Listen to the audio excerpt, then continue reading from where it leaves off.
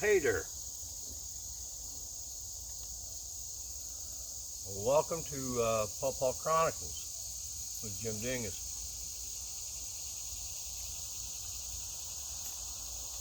You know, somebody had posted something on the Pawpaw Chronicles Facebook page about digging up root suckers. And today I want to talk to you about harvesting root suckers for transplanting. Now, I'm surrounded by a bunch of root suckers right here, and one of the things that somebody had asked is, has anybody used James's method of root suckers? And they not make it. Matter of fact, let me go ahead and pull the post up and we'll read the post ourselves.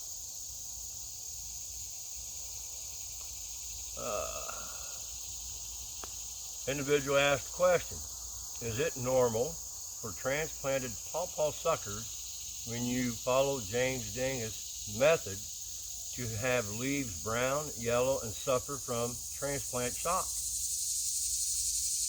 Well, first and foremost, let me share with you folks that not all transplants work.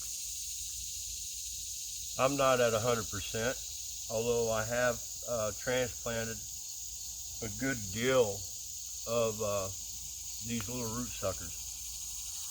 Now, you see I have different root suckers of different sizes, and I'm not going to get in here and chunk down into the ground like I've shown in previous videos. I kind of jacked up my back, but that's okay.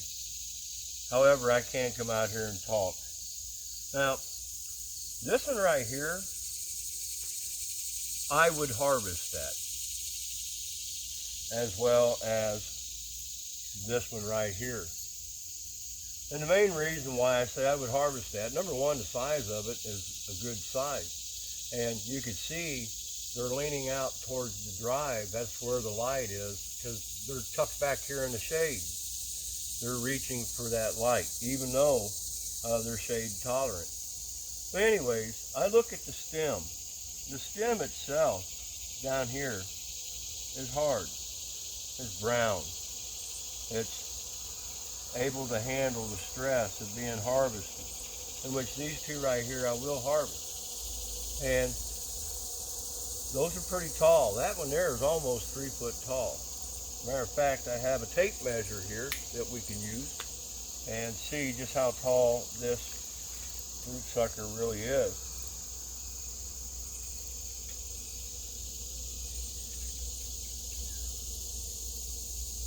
Up to the terminal bud, it is 32 inches. So 4 inches shy of 3 foot.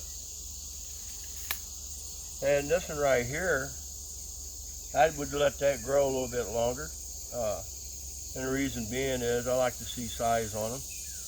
And that one there is probably about an 18 inch. However, me personally, I would not dig one up that's less than 2 foot. I want to see them get a little bit of size before I dig them up. And the reason being is they're tender. This one right here is right at the line, but still yet a little bit smaller than I would want to deal with. Now, the individual that posted the question on the Pawpaw Chronicles, I asked him how big they were, and he said about 10 inches. Well, 10 inches is just too small for me. Here's one right here. Let's take a look.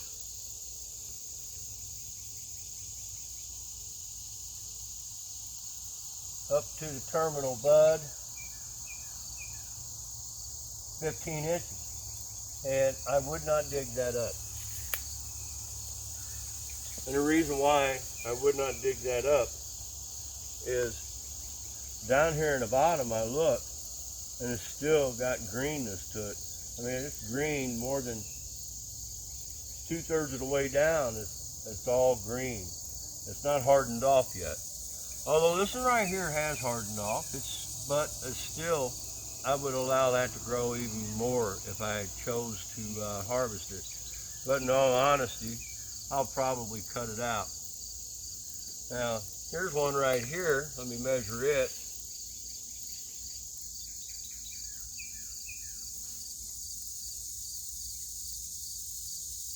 That there's 8 inches. And I would not harvest that. It's just way too small. It's not big enough to handle the stress. Measuring a few of them here. I'm trying to get an idea of what he's talking about as far as a 10-inch. That one there to the terminal bud is 13 inches. And I would not harvest that. It's just something that I wanted to cover, you know. I mean, not all transplants are successful, but we have to be careful on how we do transplant these. As you all know in my videos that I have shared, I like to cut the lateral root from the parent tree to the sucker and let the sucker set here for about a week to ensure that it's able to handle the stress and has the ability to grow on its own. When they get bigger like this, you have more root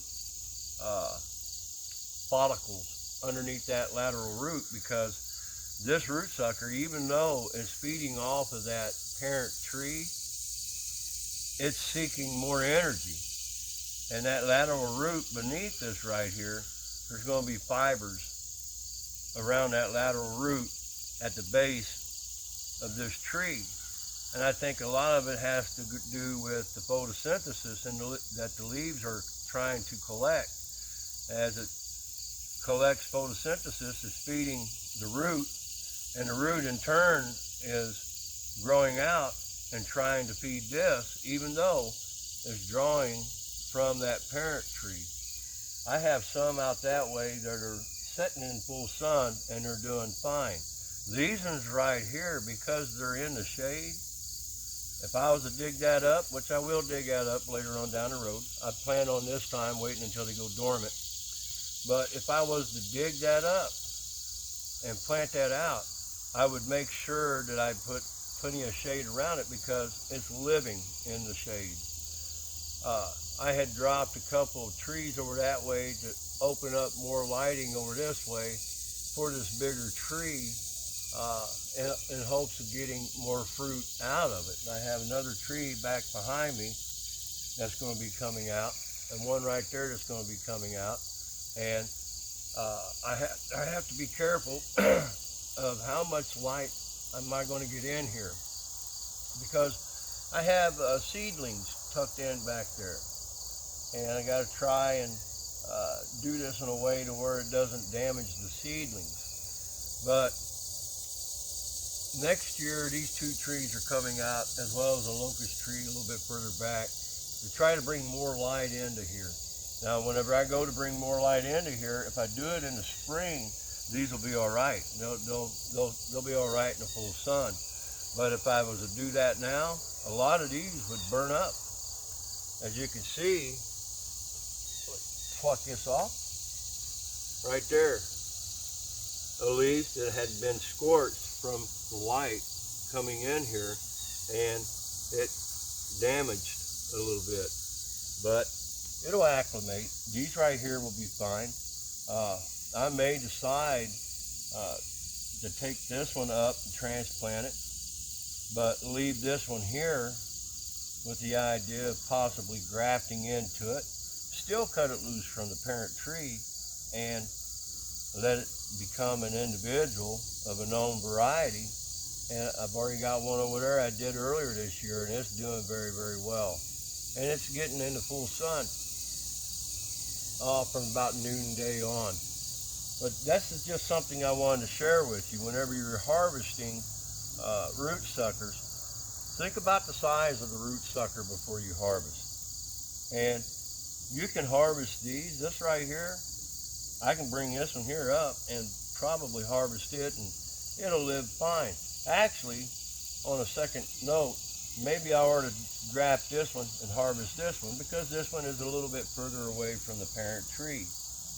And then some of these I'm going to cut out of here. I'm not going to do anything with them.